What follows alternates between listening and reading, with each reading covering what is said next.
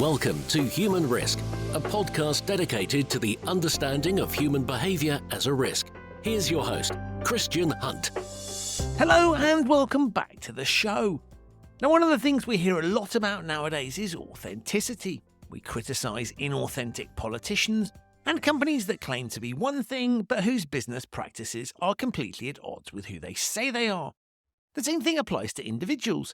It's easier to deal with people who we feel are genuine and aren't faking it. But what happens if you're someone who can't actually be who you really are? Either because you haven't worked it out yet, or because you live in a society where who you are isn't accepted. And that's the challenge facing many LGBTQ+ people. It's also the subject of a brand new book called Countless Sleepless Nights, which tells the real-life stories of people who, because of their sexuality, have had to or are dealing with the challenges of whether, how and when to come out.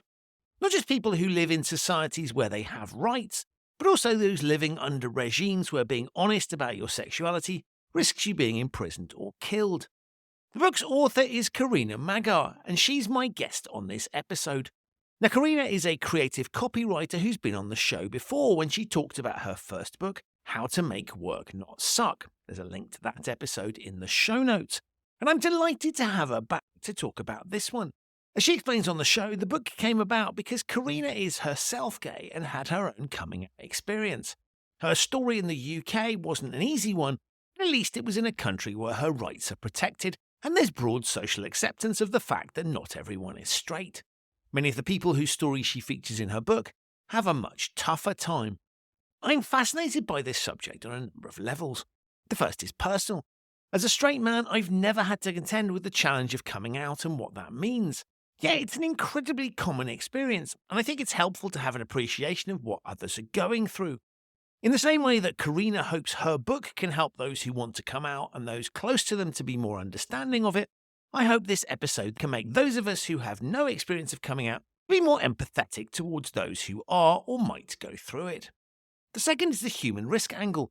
If we want to get the best out of everyone, either societally or in a work context, then we need to be inclusive and not have people having to pretend there's something they're not. Spending your entire life unable to be honest is debilitating and really doesn't bring out the best of anyone. Finally, and most importantly, it's about shining a light on the fact that some people can't be who they really are and their lives are in danger as a result. That's not right, and we need to talk about it. Now, as regular listeners to the show will be aware, I don't stick to a strict form when talking to my guests. The idea is to have a free, open-flowing discussion wherever things take us. I think that's a more natural conversational format. It means we often get some fascinating insights. But this episode took things to a whole new level because I thought I'd be talking to Carina about her book, but we spend even more time talking about her experiences. And so the conversation jumps from the story to the book and back. That makes it a little bit unstructured, but I think it's far more natural and a far richer conversation as a result. So what you're about to hear is about a book that chronicles tales from across the world, from those who've come out and those who are prevented from doing so in a variety of different contexts. But it's also some fascinating insights from Carina's experiences of being a gay woman coming out in the UK. Now, I'm always grateful to my guests on the show, but I'm particularly grateful to Carina for sharing some very personal experiences in a way that delivered some truly fascinating insights.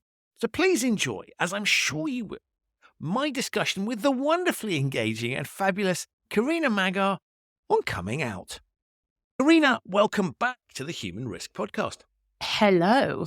Well, hello again. It's an absolute pleasure to have you back on the show because last time we spoke, we were talking about your amazing book, which has done really, really well, called How to Make Work Not Suck. And the reason I wanted you back on the show is you've got your second book, for which congratulations, coming out soon, and it's called Countless Sleepless Nights. And I'll let you tell us about it. Yeah, so Countless Sleepless Nights is a collection of people's coming out stories from all around the world. I'm gay myself. I got the idea for this book years ago. I must have been 50, and I began working on it actually right through until I was 23. I was collecting people's coming out letters that they had sent to their families, letters and emails. And from the age of 15 to 23, I must have collected 8 letters. And it was absolutely impossible, A, finding people who were willing to share their letters with me, B, finding people who were willing to trust me with such private information. And C, not many people actually come out via email or letter. So I continued until I was 23, and I thought there's a really great idea here, but I'm not doing very well.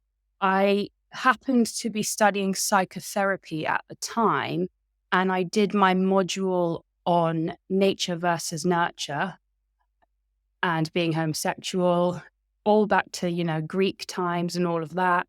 And I thought there must be a better way to collect people's coming out stories. And that's what led me to Instagram.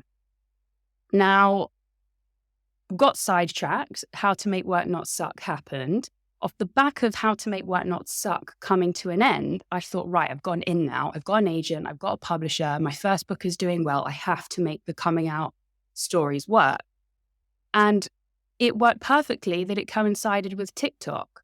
And I started to use TikTok as the platform to reach out to people who had used TikTok as a way to come out, or they had used the hashtag coming out story or LGBTQ or pride or love is love. And I was basically just hunting down people and approaching them for interviews. I scrapped the idea of letters and emails, and I just started interviewing people on Zoom, complete strangers. And all of a sudden, thanks to social media, I had no problem collecting these amazing stories. And so this is really a piece of journalism, I guess, in the way that you've just described it there, because you're going out and doing some research and writing people's stories and impressions of the things you've been told. So it's a way. And actually thinking about it, your last book was observational as well. But in this case, you've really gone in and that was your observations and yes, conversations with other people. This is very much driven by, I guess, taking that research a step further. Absolutely. This is what I've been telling, a lot of people. This was a bit journalism and a bit of being a therapist. It was a hell of a lot of research. Every coming out story I collected, some of them took about 5 hours to record. I would then transcribe them. And then because of the way people tell stories and, they flip between past tense, present tense, they tell things in a strange order and for lots of different reasons, and to protect their anonymity, to protect their identity. I would then type up the story as if it was in the first person, as if I was them. So, any one entry would take me about a week. So it took ages, but in between people's stories, I have told my own throughout the book. So there's dialogue I've had with strangers in there. There's, how I told my parents, right up into present day. So I do weave in and out. And technology's clearly played a key part in this because otherwise you might struggle to find the people, because for every person that's gone through the experience, you quite rightly point out, maybe they don't want to share their story. They don't know who you are. And so you had to go and find those people that were willing to participate and that were willing to trust you. And therefore technology played a great part in that. So I think this is a wonderful kind of 21st century book that you wouldn't have been able to write in the past. Oh, absolutely. When I tell you from 2015 to 2023, I had about 7 or 8 letters. I couldn't use any of them. They weren't strong enough to publish. I couldn't ask the questions of them that I wanted. I'm nosy as well. So yeah, it wasn't until lockdown, straight after How to Make Work Not Suck, I kind of had the proposal already done. I used the 7 or 8 letters I already had to show to my editor. She said, actually what she said was, there's definitely something here, but I don't think you're the one to do it because you're not part of the LGBT community. And that just goes to show how private I am. My answer was, well, actually I am. You just, it hasn't come up in conversation before. Do you feel like I could be the one to write this book now? Oh, wow. She didn't say it in a horrible way. She just said, why would a straight person want to collect people's coming out stories? They always want, a link between the project and yourself. What does it mean to you? Well, the moment I say I am part of the LGBT community, there's no problem there, apparently. But yes, absolutely. Thanks to TikTok, it is what it is. I couldn't have done it otherwise. There were days when I had, 4 interviews lined up. Well, it took me, 10 years to collect 8. As you're having these conversations, there's 2 parts to this, right? There's the bits you want to get out of it, but there's obviously the bits that people want to tell you. And I'm conscious that those may not be the same thing. I'm assuming that in many cases, this, the reason some of these things can have taken time is that it's a very free form conversation. You have to let people speak and say what they want to say. And I guess you have to be incredibly sensitive around how you pursue your own curiosity. Oh, absolutely. I mean, it can look like I'm prying for absolutely no reason, just, being nosy. It's a very sensitive subject, and, it's a very emotional subject as well. I was talking to people from Russia, from Kuwait. I spoke to a priest, a Mormon man, a rabbi, a lot of trans people. And, we'd open up the Zoom. We've never spoken before. It takes time to allow the person to feel comfortable with me before we start talking about their deepest secrets and emotions. There's no sort of easy way of easing someone into that other than just making them feel as comfortable as possible. And I would share a lot of my story at the start. And, the first thing I would say is, I just want you to know that, I'm gay myself. I don't have any hidden agenda other than to give you a platform. And also one of the main reasons I wanted to do the book was I thought it would be great for parents of children who might be struggling with their sexuality. It gives a great insight into the suffering that can happen. The same as for heterosexual people. Maybe they want to pick up a copy and actually understand the struggles that are involved with coming out. I think a lot of people underestimate what a troubling time it is. I mean, the book is called Countless Sleepless Nights. That's what I wrote in the email I came out to my dad in. I think the line was something like, I've had countless sleepless nights thinking about how I can tell you. And I've tried to tell you in person so many times, but I find myself writing it in an email because words fail me every time in person. So, I really struggled, and I have two extremely loving parents. It wasn't about their reaction. I wasn't worried about their reaction. It was not knowing how to bring up the subject and sort of segue into it at dinner. And also knowing that it would come as a massive shock to them and me finding that awkward. And the way I deal with, sensitive issues a lot is humor. And I didn't want to make it a funny thing when really I had, countless sleepless nights leading up to that moment. And like I say, it wasn't because I feared their reaction. A lot of my coming out struggle was I wanted so badly to be straight. And so for me, it took many years of just denying it because I didn't want to admit it to myself. So in coming out, you're having to sort of admit these things to yourself that you might not be particularly comfortable with. That was my personal struggle. I'm intrigued by challenges because I think it's a great example of one of the things that in the 21st century, really, given where we're at in terms of scientific knowledge and in terms of, certainly at least in sort of the country you and I live in, progressive attitudes. I mean, there are still some challenges there, but you would think that we would have been able to make this easier for people. And there has been a lot of progress made, but we're nowhere near that. And I find it absolutely fascinating and astonishing. And if you looked at it and sort of said the sum total of human effort that is expended in people going through this process and other people having to react to it, I mean, it's astonishing, really, when you talk about it in those terms, because lots of other things that are debilitating for people in some sense, a process that they struggle to deal with. We've got better at helping them through things like PTSD, if you've been in the military, for example. And so when I look at this, I think as you talk about it, it's astonishing how people still struggle with it. And my intuition tells me that we can do so much better.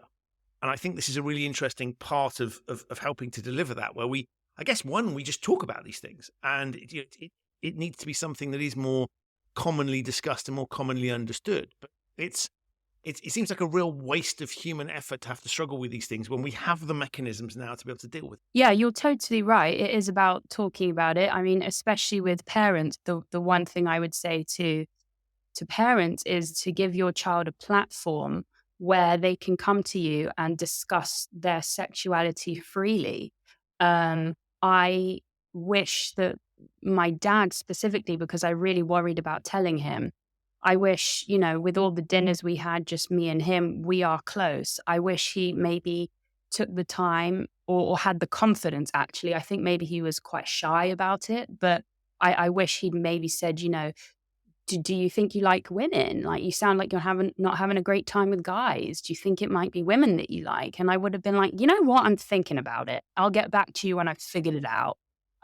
But we never, I don't think he ever thought to say anything like that to me. And in fact, when I did tell him, one of his responses was, I always had an idea.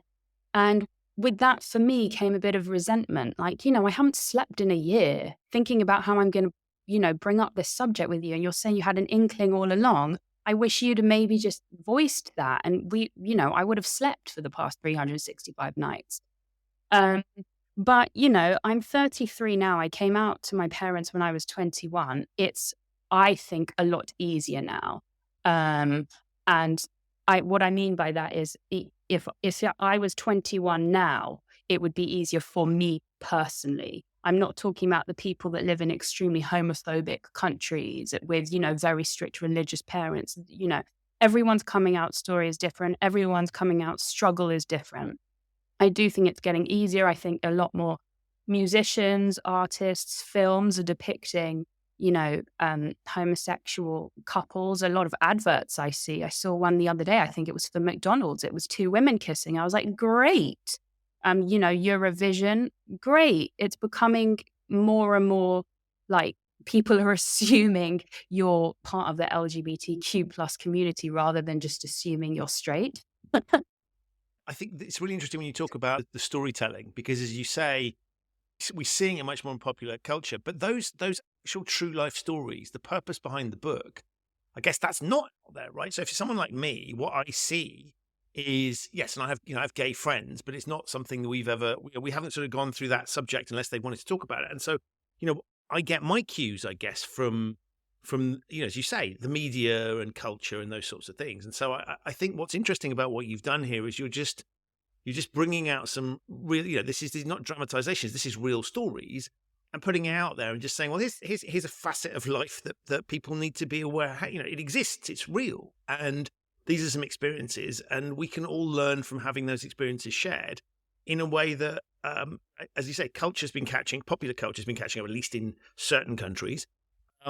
But that storytelling, that narrative, what gets handed down, and the sort of the common accepted, things that we're all aware of, it just hasn't been there. Yeah, and also for me, in doing the book and in interviewing these complete strangers, there came a lot of guilt afterwards for me. I struggled to come out telling my parents, but once that conversation was done, the conversation was done.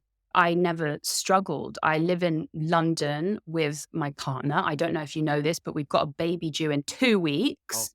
Oh, congratulations, amazing. Which is why when you said book in a date for the podcast, I was like, I'll do it tomorrow because I don't know when labor's going to happen. But it's been very easy for me. I've never been the subject of any homophobic attacks. My friends have. If anything, I've been on the receiving end of, oh, well, you don't look gay, or, oh, you've clearly never been with a man, or like, oh, clearly, no man is good enough for you. That was what I used to get at uni. Again, that's only like 12 years ago. It was a different time. I mean, the jokes people used to say to me, I've been turned away from a gay club before because I didn't look gay enough. I've presented shows before and they've actually said, don't be gay. I could never win. But I've never struggled. And so what I'm trying to say is with every interview that was a sad interview and someone has really struggled and they come from a country where it's illegal, so they can't tell anyone, they're not out. There's no option for them to ever be out. Or they are out, but they've been held at gunpoint. They've been held at knife point. They have been raped by a policeman. And then, I'd close the laptop, go downstairs and have dinner with my partner. And it comes with a wave of guilt because I'm lucky because I just happen to have been born in London to, an accepting family in an accepting country. And so it was very eye-opening for me to hear the heartbreaking struggles of, for example, a gay couple in Russia where they have to fear walking out the front door every day. Wow. I think is very interesting because as I said earlier, you and I live in a culture. I mean, I still don't think what goes on in Western culture is as advanced as it should be, given the other shifts that we've had in society. But nonetheless, as you say, it's a relatively speaking better position. But I mean, that must have been fascinating getting those glimpses, because what you're sharing, both as you talk about your story and hearing theirs, is a common human experience.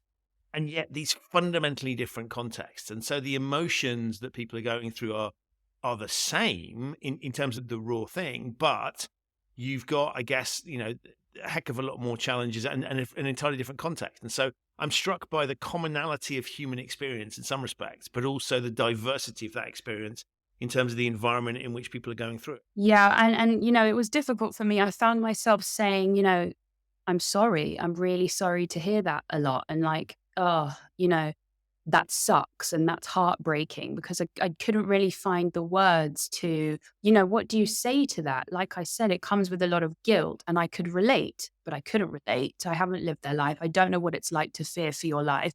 I don't know what it's like to fear, 100 lashes because you're caught kissing your girlfriend at a bus stop. It's currently punishable by death to be gay in something like 12 countries. And Russia isn't on that list, but it might as well be. And there's far more locations where it basically is illegal in specific districts, in specific countries, but the country itself doesn't have the death sentence. So it's just absolutely mind-boggling and heartbreaking to think that if I had been born in one of those countries, God knows what my life would be like. There are just heartbreaking stories of women who have known their whole lives that they're gay, but out of fear have married men, and they've ended up in abusive relationships, or they've ended up having children, and they don't come out until the age of 60, and they end up fleeing their homes in the middle of the night. And the lengths people will go to deny their, authentic selves is just, it's astonishing. It always struck me that whenever I've had, and I'm not comparing these two things at all, but whenever I've had to play a role, by which I mean pretending I'm interested in something I'm not interested in, or going along with something that I wasn't particularly comfortable going along with, or so even just like attending a meeting I don't want to be in, or pretending I'm excited about doing something I don't want to do, those sorts of dynamics, that's really hard work. And I can't even begin to imagine what it must be like having to effectively pretend that you're something you're not for 24 hours a day for decades. I mean, that must be emotionally draining and debilitating and just awful. Oh, for me, it was absolutely horrific. I can't speak for anyone else. And I had a mild version of the inner conflict. But yeah, that was why I wasn't sleeping at night. With family members, the common question was always, do you have a boyfriend? Well, why don't you have a boyfriend? Can I introduce you to this guy? And it would just be like the same questions every time. And I'd find myself saying things like, oh, I'm just so busy with school, or I'm so busy with my job, or, oh, I don't have time. And I'd be thinking, oh my God, what a bullshitter. People actually believing these excuses. Of course I have time. Of course I'm not too busy with school. What do you think I am? It's just, what can you say? I wasn't ready to say, well, actually, I don't like men, because I hadn't even really come to terms with it myself. In uni, I dated men. I just thought with every relationship that failed that we were better off as friends, and that was the thing, or, they just weren't right for me. And so I was in denial, really. But it's also, I guess, you have to go through a process of working out, right? And I find it's interesting when you talk about that sort of social construct, because I'm sure, I mean, we've all got relatives that ask questions they shouldn't ask, right? That push it too far, that are nosy or whatever. But generally speaking, those sorts of questions, I think, probably come from a good place. But it's kind of like, well, I haven't worked it out yet. So what, I'm not going to share with you that I'm conducting some sort of experiment. Don't know whether it's and frankly, it's none of your business. And so I think it's a really interesting, when you talk about that, there's a really interesting social contract, lots of conversation And I can sort of imagine it around the table at Christmas, or to pick a sort of family Oh, gathering. Weddings, I imagine, are also quite challenging, and those sorts of, because now what are people going to talk about? Oh, well, it's the sorts of things where what will you take inspiration from the surrounding, and I find it interesting that lots of our social dialogue doesn't help with these things, right? And actually, it does need someone to just turn around and go, "None of your business." But of course, that's super hard to do, and that'll create even more problems. I was going to say, if I turn around and say none of your business, that's even more exciting and intriguing. Oh, what isn't she telling us? But yeah, I mean, whenever people used to ask me, I used to think, why is that the question you're choosing to ask me? As if that's even interesting. Like, where do we go from here? Okay, yeah, I have a boyfriend. He's great. The end of conversation.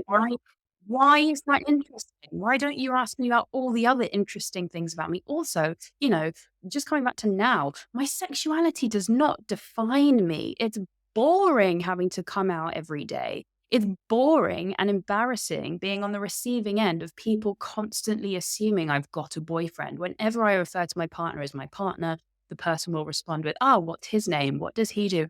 Oh, no, it's a woman. Oh, I'm really sorry. I shouldn't have assumed." Yeah, I mean, stop assuming, because it's exhausting having to correct people all the time. I mean, my partner and I, we're having a baby. We went through IVF. You even have it in the NHS. You even have it with the gynecologists. You have it with the embryo specialists. Before they meet us face to face, they assume one is male and one is female. And it's just exhausting. And I find myself coming out every single day. I mean, even now, I was at Pets at Home. I was buying puppy pads. I have a puppy. She's very naughty. And I was paying the till. And I said, oh, I should have a 10% off voucher on my app, but I don't have my phone on me. My partner has the card. And the woman at the till said, okay, yeah, what's his details? No, sorry, it's a woman. Oh my God, I'm so sorry. Okay, well, firstly, don't make a big deal out of it. Just skirt over the subject. But my one lesson to anyone listening is just say, what is their name? That is perfect. Do not assume. Right. It's incredibly easy, isn't it?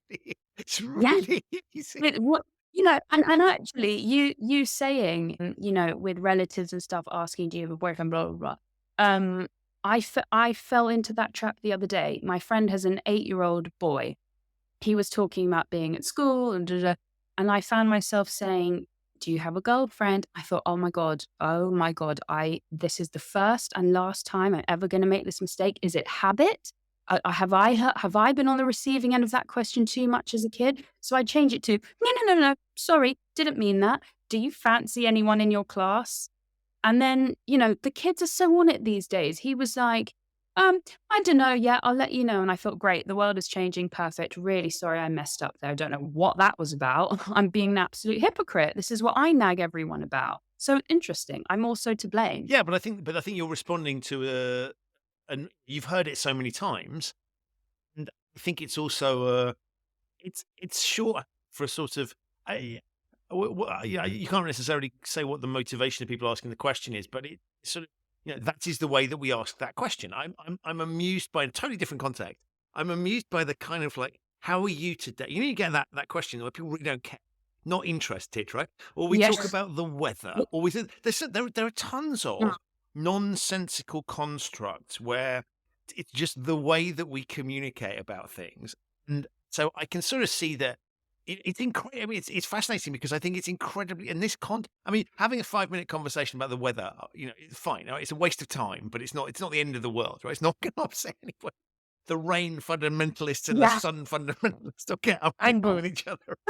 Right? It's not the end of the world. But I think in this, when we are talking about people, I think you raise a really good point, which is if it can happen to you who's been through all of those things, then you can see how deeply ingrained this stuff is. And therefore, I think you're raising, if nothing else, right, the fact that you're publishing the book and having these conversations, right, should lead us. And, you're making me think about times when perhaps I use constructs where, and maybe I ask questions that are none of my bloody business, right, that I really shouldn't be asking. Or maybe I ask questions that I have a right to ask, or maybe I'm genuinely interested, but actually there's a better way to phrase it. And maybe we should I think we have to unlearn and relearn some of these things that we've sort of picked up as part of our discussions with other people. We've all sat around tables where that's been the conversation. That's probably impacted us. And so the language that we use, might not reflect the way we genuinely want to be. It's just a construct that we've picked up and therefore just comes out in these moments, pun intended. Yes. Yeah, no, absolutely. And I always find sometimes, like, I used to feel a lot like a circus clown. Not so much now, but in meeting new people in the past, starting a new job or first work drinks or whatever, we're getting to know each other. First question, do you have a boyfriend? It's always very awkward. There's always a bit of a pause. The cogs turn in my brain and I think, okay, are you about to do this or are you about to go along with a lie? Don't get me wrong. I have got myself into such a pickle in the past where I have lied because I haven't felt comfortable in the situation. So if I was with a woman at the time, in my brain, I'd make her a man and I'd refer to her as a him. It was a massive mistake. But when I would be honest, which took me a long time, by the way, to get comfortable correcting people. Because sometimes you're just not in the mood for the questions. And the questions are always the same. There's a page in the book about this. So I'd say, no, I'm gay. Wow. Have you always known? Do your parents know? What do your family think about it? I never thought you were a lesbian. Do you think you want kids one day? Have you ever been with men? Wow. I have an uncle that's gay. My aunt's gay. My brother's sister's dog's pet, whatever is gay. I mean, great, perfect. Yes, we're everywhere. The statistics are like 2 in 10 people are gay. And those are the people that are out. Right. But if you flip that into another context, I mean, if you asked a straight person, right, that would be like, what's the nature of the Inquisition? And I think that's really interesting because I have never experienced that level of questioning because some of those questions are incredibly personal. Yeah. Have you always been straight? Have you ever considered being gay? Have you ever looked at a man and thought, wow, he's sexy? I mean, have you ever thought about having a child with a man? Why don't you like men? What? I just met you. It's not that interesting. God, right. I used to have a joke that was I'd print off little pieces of paper and laminate them with all the answers to the predictable. It's like the FAQs for Carina, right? Here you go. Yeah, absolutely. And now everything you're about to ask me, let me just save my saliva. Here you go. I hope this really helps you figure things out. And I don't know why it bothers you if my parents are accepting of me or not. Thank God they are, actually, or that would have been a really awful subject for you to bring up for me on our first pint together. Do you know what I mean? Like, what if I had a horrific story? How insensitive. Why am I so interesting to you? Yeah, well, because you wouldn't like, I don't know, like the start point wouldn't be, have you ever been involved in a horrific car accident? Tell me about it. Yeah, exactly. Do you have daddy issues? I mean, come on. Were you adopted? I mean, there are things you just don't ask people, not until you get to know them. Really, what should have happened? Do you have a boyfriend? No, I've got a girlfriend. Cool. What's her name? What does she do? Let's just carry on as if you would if I was some boring straight person. When you talk in these terms, and you're clearly very passionate about this for entirely understandable reasons, very passionate about this, but you can sort of, it's very clear. This is interesting because I thought we were going to be talking about the book more, but actually we're talking about, I think that's really interesting because I think it gives, it makes me smile even more when you tell that earlier story about, well, you're not the right person to write this, right? Because I think clearly you are. Yeah. So I think it's very clear in the way that you talk about the subject why you wanted to write this book, and the fact that I think you can write, right, and you know what is involved in creating a book, and you've been very successful doing that in the past. So to my mind, that makes you ideally placed to do it. So I really hope anybody that was thinking in those terms has recognised the folly of that analysis. But this is.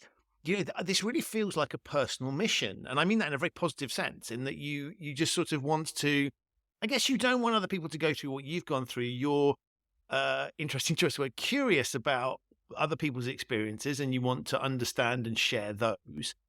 And so this is, I guess this genuinely is a labour of love. Absolutely. It was really difficult to write, really difficult to work on. It was very enlightening. I learnt a lot about myself. I don't take for granted now the fact that, as in, I don't deny it now. If someone asks me, I can't. I'm about to be a mother. My child is going to have 2 mothers. I mean, I have to be proud of who I am. I've sort of been ashamed, not ashamed, but I'm not in denial. I don't know. It's always been an icky sort of subject for me that now I've learned I really need to embrace to set a good example for my child. And, this is, I don't know if this is relevant, but it's another insight. We've started looking at nurseries for our daughter. We're having a girl, because the waiting list, she hasn't even been born yet, and we have to sign her up to nursery. I mean, It's insane, isn't it? It's absolutely it's mental. And, me and my partner will be doing these tours of the nurseries, and I'll be looking around for pride flags. Or I'll be looking around for images of a child holding hands with two women, a child holding hands with two men. And we find ourselves asking the teachers, do you have any kids of gay parents at this school? And do you teach about the different kinds of families? Do you celebrate pride? Are they going to learn and thrive in this environment and not feel like an outcast? So it crops up, in lots of different ways that now I just have to really put my foot down and say, I'm gay. It's not that big a deal. Why does it matter? Please answer me this. Why does it matter who someone loves? How does it affect your life? If you have a problem with that, you are the problem. You need to look deep down into your soul and look at how you were brought up, what you've sort of taken in from the world around you to make you lie awake at night worrying about who your neighbor is in bed with. Oh my God, you should have much better things on your mind than that. Why does it bother you? Get a life. It's funny, isn't it? On some basic level, human beings are curious, right? And we want to know about things and understand them and make sense of the world. And we love gossip and, all those sorts of things. But on the other hand, to your point, it's like there's probably more interesting things to explore and more relevant things to explore. And actually doesn't really tell me that much about who you are. Right. That's just a thing. It's almost like sort of going, if you liked a particular type of food or what your favorite drink is or anything, then, it's fine. That's part of the makeup, undeniably, but it's not sort of the fundamental essence of you. And so it is a very strange thing to focus on.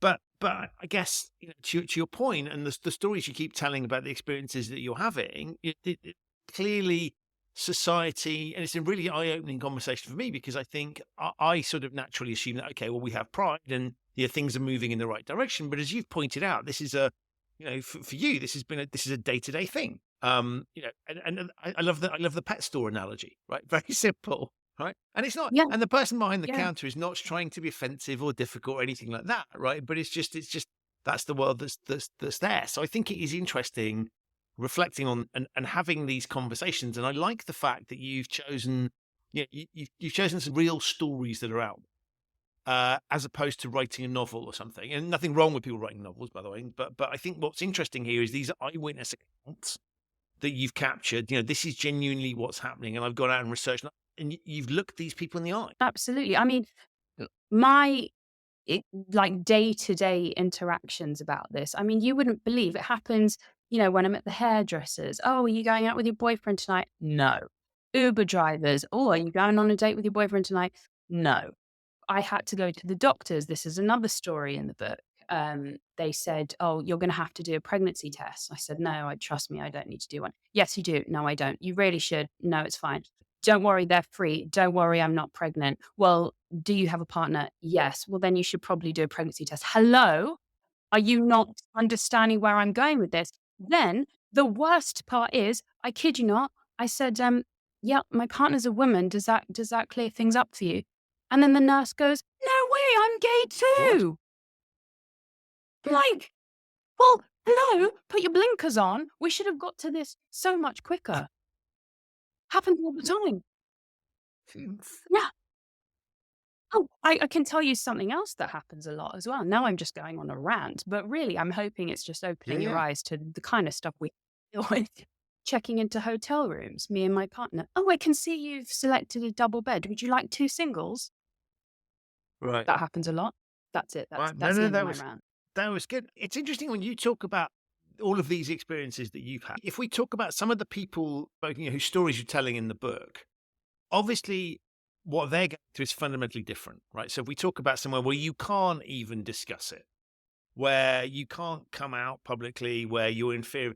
That's a very different experience. And I wondered, back to that question about drawing parallels between the two, at what point are you feeling that similarity and that affinity to the experiences they've had? And at what point is it just distant from what you've been going through? Well, I've definitely picked up on there being some sort of pattern that leads to coming out, which is you're in denial for a bit, and then you start to question things a bit. And then you think, well, I should probably speak to someone close to me. And then you do that. And then they tell you, don't worry, it's going to be fine. And then you sort of deal with the inner conflict a bit. And then you tell family members. And it usually goes something along the lines of, I'm not sure if you knew this about me. It's been really difficult. I hope you'll still love me. I love you. Take your time. This isn't your fault. I hope one day you will accept me. It's all about the other person.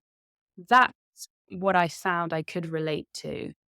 But like I said, with a lot of other stories, I can't relate to what it's like to be a gay man in a country where it's, you'll face the death sentence. So you marry your female gay best friend and you then have a child together and you both live in a house having completely separate lives because you don't want to move countries and you can't deal with the thought of telling your parents who will disown you. I can't relate to that. I can't relate to the teachers in Russia where it's illegal to be gay in public. So, they were teachers in schools where none of their colleagues know. They can't live with their partners because, in Russia, people get very, suspicious of two single women that live together. They assume you're prostitutes or gay. Both are awful things in their eyes. And, that's where it becomes like I'm intrigued in their life. I can't speak for what it's like being a gay man. I can't speak for what it's like being a trans person. I'll never know what that inner dilemma or conflict or pain feels like.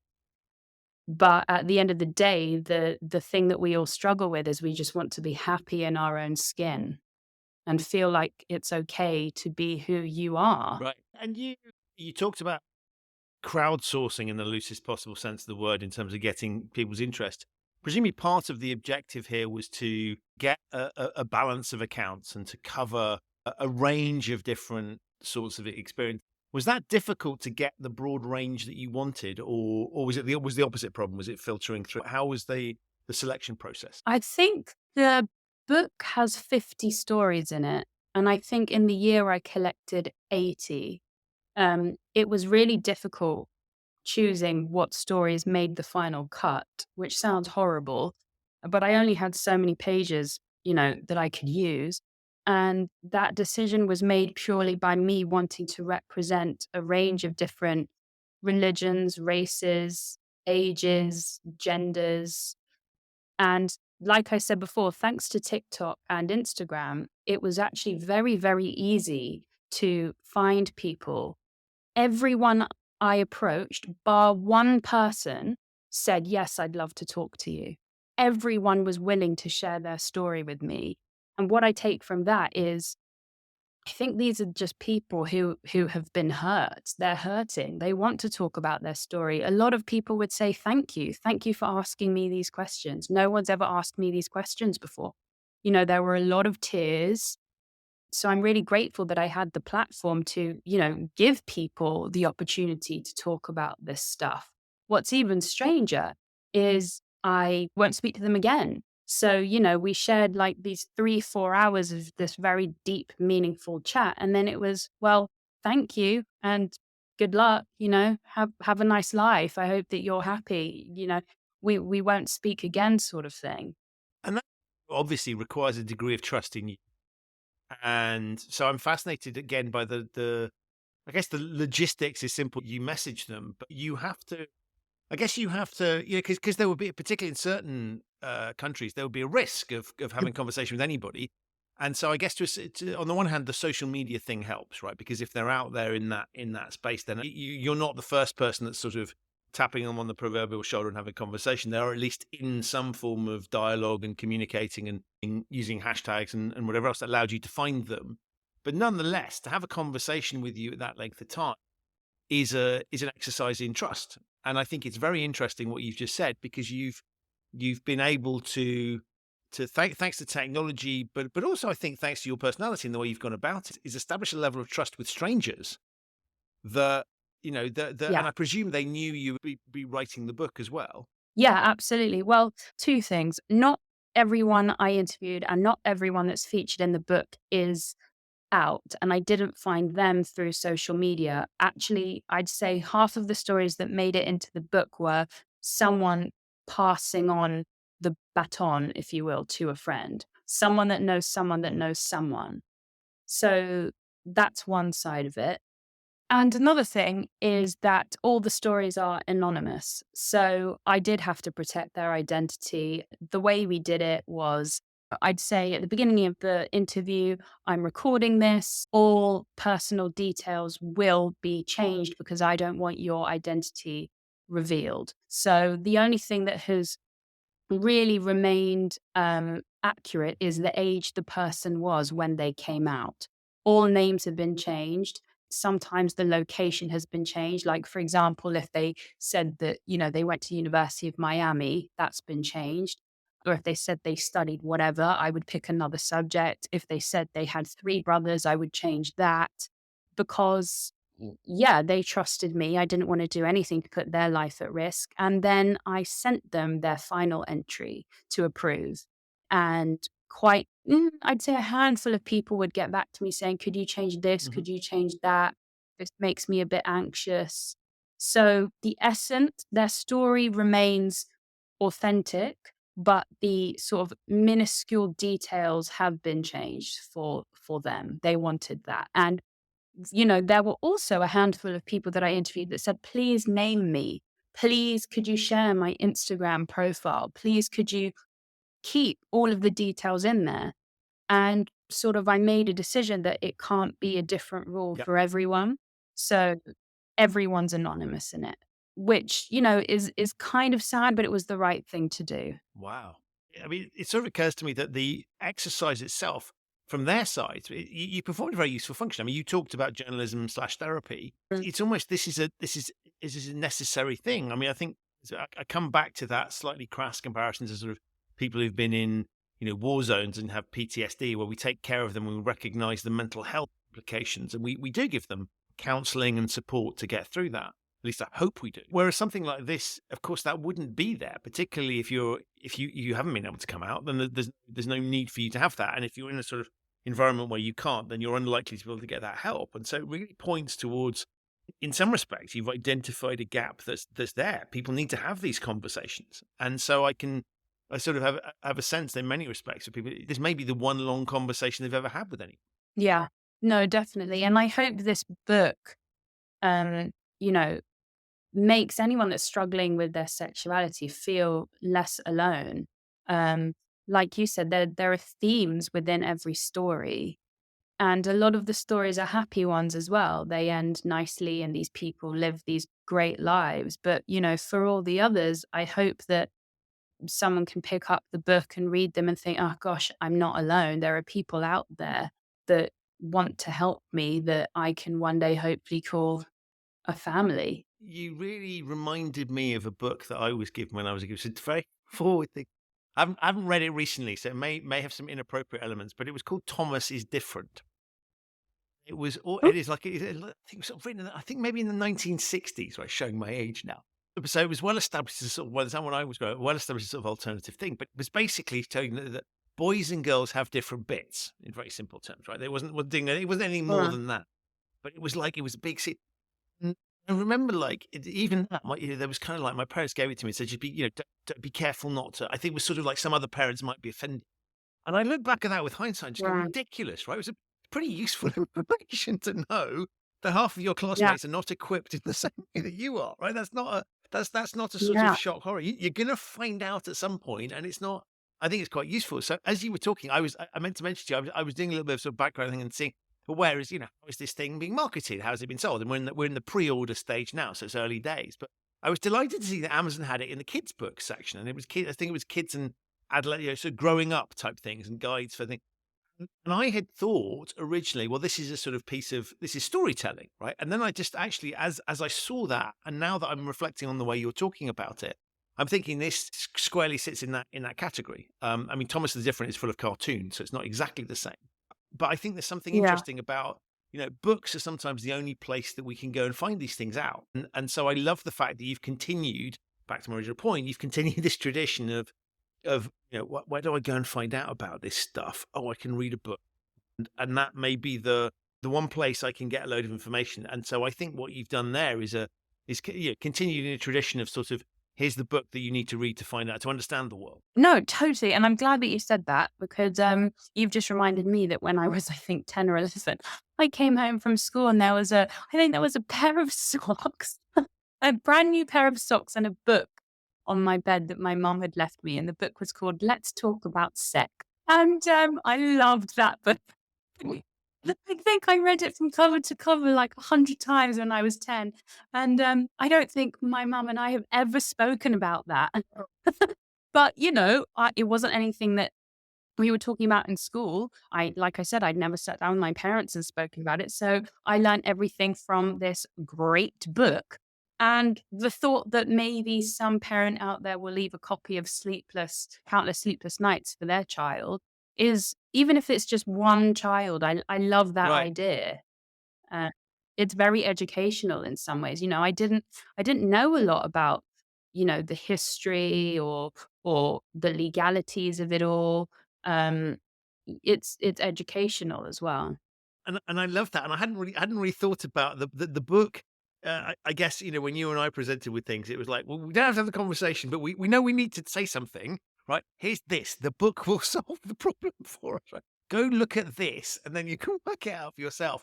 And so I Yeah. love the fact that in some respects, like, that clearly illustrates we have some way to go as a society. We should be having these conversations, but in the absence of the ability to have those conversations, I think a book is a nice proxy for, at least it's a vehicle to be able to do that. And therefore, for people who aren't necessarily comfortable, it's one of those things, I think, what you can educate yourself and discover other people's experience, and then inform yourself. So I like this idea of you taking something that happened as a kid and you sort of go, well, here's the book that it would also have been helpful to have. Definitely. And especially for older generations as well. I was talking to someone the other day, he's in his 70s, and I was talking to him about the book, and he said, oh, how do you have so many different coming out stories? I thought coming out was just, you just told people. And they weren't really understanding that everyone's story is different. And once you tell one person, it doesn't just end there. You have to tell everyone every single day. It comes out in a bunch of different ways and it becomes a little bit exhausting, but hey ho, you have to do it. And so I think of, someone like him reading the book and hopefully, by the end of it, he'll understand that what a struggle it is, what a journey it is for everyone. There's no simple coming out story. That's really interesting, isn't it? Because when you reflect on, well, I guess if you've been through it, clearly you know this, but I sort of, that wouldn't have occurred to me as a thought process, because I would have imagined, because you're interacting with other people, right? And so by default, we're not all interacting with the same people in the same set of circumstances, and so by default, everybody's going to have a unique tale to tell. But I guess Yeah. it's and maybe it's a simple sort of societal summary of things. Well, it's just it's a switch you flick on, right? So suddenly you're in this state where you're still secret, and then suddenly it's out there and job done. And so I think, to your point, Yeah. it's not a case of job done, because it's taken a long time to get to the point where you're ready to do it. You have to be in the moment to be able to do it. And as you've educated me today, multiple moments, right? It's not one and done. And therefore, actually, it Yeah. almost seemed to me, the way you were talking, that it could be more like the initial conversation might be, relatively speaking, easy. It could be the stuff afterwards that's much harder. Yeah, definitely. I was speaking to someone the other day, a gay friend of mine, and he was talking about how his therapist asked him, um, if you could take a pill and you'd wake up straight, would you take it? And he said that, yeah, I'd take the pill. And his therapist was almost offended by that and sad by that. And then I thought about it. And obviously, now it's different. I've got a long-term partner, we have a child. But if you take away all of that, I would also take that pill because, life is easier when you're straight. I grew up watching The Notebook and Aladdin and Pretty Woman. And, every rom-com is a man sweeping a woman off her feet. And then you have an amazing wedding. And then you get a dog and a white picket fence. And then you have a baby and everything is wonderful. And I think when that's been shoved down your throat since a child and you wake up one morning, I mean, it's not as easy as that. You don't just wake up one morning and go, I'm gay. But, I'm feeling very gay today. Oh gosh, what's come over me? No, when you suddenly start to come to the realization that, these guys I'm dating are doing absolutely nothing for me. Something's wrong here. For me, I had this real inner conflict of like, oh shit, life's about to be really hard. Like, I wanted the easy route. I wanted to find a man attractive. I wanted to have a husband. I wanted to just have a normal life. And as normal as it is now to be gay and, as widely accepted as it is, like you say, in culture, blah, blah, blah, it's still not normal. It's not Adam Right. and Eve. Do you know what I mean? Like, not people just assume every day, pets at home, that I've got a husband. It's difficult as you're growing up. You're already feeling different. You're already feeling like an outsider being a teenager. And then to have this, weighing over your head as well, it takes a lot to come to terms with that you are different and your life is going to look different to other people's. And that I think is, it's back to the idea of conformity and conforming to what people expect. And so, there's a consistent theme here where you can sort of see that society expects you to conform a certain way. Conversations are structured in a way that expects us to conform to a certain stereotype. And of course, that's not something, if you want to be true to yourself, that's not something you can do. And so there is this tension. And really, as you were talking about the pill, that would transform you. Yeah. I was taken back to some of those hideous experiments that they conducted in the 1950s and 60s, where it's like, well, if we inject you with this, Yeah. then we'll make you normal. Oh, All that yeah. sort of nonsense. And Oh, yeah. I think it's fascinating, isn't it? Because it's sort of, well, if we can make this go away, then it's easier for society, right? Because everybody's the same. And I think what Yeah. that misses, and one of the things that's so interesting to talk to you is the energy that we get as humans from other people. It comes through this diversity. I don't want to be sitting with a bunch of people who all think the same, do the same thing. We have seen what happens in society when we get that. And so we need people to bring different perspectives and experiences. And we don't want everybody liking the same thing. Otherwise, there'd be a problem in the dating pool. There'd be a problem in the, you'd never be able to get into a restaurant because everybody would be fighting to get the same one. So I kind of look at it in very simple terms. So that it's better for society if we can all have people to, just to be who you are and not have to worry about this stuff and not worry about conforming.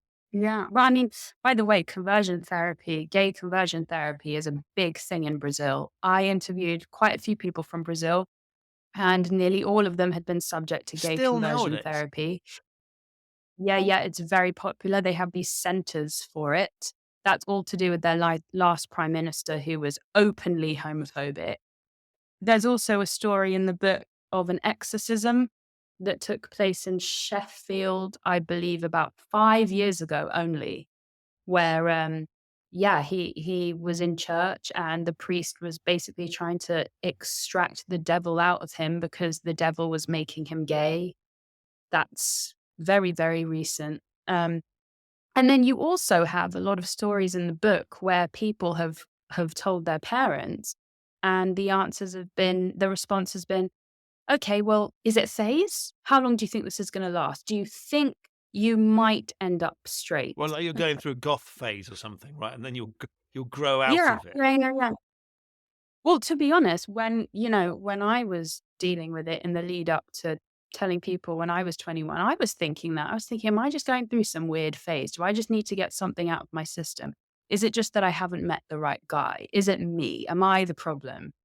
And I don't know what point it was that I realized that I was kidding myself. But I spent a lot of time wondering if it was a phase, if it was just something I need to like ride the waves with. Which for some people might be, right? There may be that experimental thing, and you Yeah. realize that you're actually straight or whatever. But I think it's all part of that growing up thing. And the bit I find fascinating as you talk in those terms is we know that if we look at puberty, right, we all know that we have weird kind of emotions all over the place, and things happen to Yeah. bodies and whatever. And so there is this period of what the heck's going on, and like I remember Yeah. voices. If your voice bounces around and does all sorts of embarrassing things, and so it's a sort of it is a period of discovery. And so I find Yeah. I find it's interesting when you talk in those terms, because on the one hand, I think it's perfectly legitimate for people to try and work stuff out. And I'm not the same person. Yeah. I think the pandemic's a great example of like, doesn't matter how old you are, that to a certain extent has Yeah. impacted us on some level, and we're not the same people that we were before. But equally, a normal year would have that same. You'd hope, right? If you've done some interesting things, right, things would change. So I Yeah. think it's fascinating when you talk in those terms, because on the one hand, there's nothing wrong with that voyage of discovery and working out who you are, because that I think is what life is all about. We ultimately discover stuff we did years ago that was Totally. No, I was going to say totally, but very annoying when you're doing that, and then you got your aunt asking if you're getting married yes, anytime yeah, soon. right. Right, I'm conducting some experiments over here, right, and you're asking me for some sort of stability on this Yeah. side, right? That's yeah. Exactly. God, Exactly. amazing. Yeah. So, anything else that we should have talked about in the book? Any other themes or things that have emerged that we should have picked up on? Um, no, I don't think so. I'm also doing a podcast, the Countless Sleepless Nights podcast. I haven't actually started it yet, but that will be the same format. I'm going to be chatting to people about their coming out stories. So I think that's going to be really interesting as well. Not famous people, not public figures, regular people from all around the world. So I hope that we'll have the first episode out by the end of the year, and then it will just sort of keep running alongside the book. But no, I think that's Amazing. it really. Well, you better remind us what the book is called. Countless Sleepless Nights, a collection of coming out stories from around And the it's world. available, I can tell you because I've checked this out, it's available currently to pre-order in all good bookstores, probably some rubbish ones as well, but we'll focus on ordering from good bookstores. And I will put links to that, to your website, to the previous episode of the show on which you appeared. And people should take from the fact, Carina, that you're back for a second time, that was an awesome episode. Your first book was amazing. So I know the second one is going to fly off the shelves as well. And I have to say, I think I messaged you to say that I was in New York and I clocked your last book in the store at the museum Yeah, of one of the, I can't remember, I think it was one of the public, New York Public Library bookstore. yeah, And I was it just like so was. excited that I had to share with you that it had found its way to one of the most august libraries in the world, exactly where it belongs, in the fun shop section, which again is so I'll put links to that as well in the show notes. But as ever, when I talk to you, I always learn things. It's always an absolute pleasure, and I'm so thrilled that you have taken the time to kind of do this project, because I think it's really important. But also, I think there's a ton of personal kind of input and love and devotion that you put into this, and that just screams out the way you talk about it. So thank you for doing that as well. Oh, brilliant. Well, it's been great chatting to you, and thank you for inviting me to chat to you again. Maybe there'll be a third book and we can then chat about that. Or maybe we can just chat about stuff. We can do all of those things. And of course, congratulations on the soon to be new arriving. Life is about to get very interesting for you. I know. But enjoy It's fine. enjoy I'm every fine. moment. Karina, thank you so much. A pleasure as ever. Thank you. So that's it for this episode of the Human Risk podcast. My enormous thanks to Carina for appearing and for sharing some very personal experiences, and of course to you for listening. To find out more about Carina, her previous appearance on the show, her first book, How to Make Work Not Suck, and Countless Sleepless Nights, have a look in the show notes. There are links to those there. If this is your first time listening to the Human Risk podcast, welcome. You can subscribe wherever you get your quality audio content. It's available on all of the major podcasting platforms. To discover episodes that you might have missed, visit the show's website, which is humanriskpodcast.com. I'll be back very soon with another episode of this show, but in the meantime, stay safe And thank you so much for listening.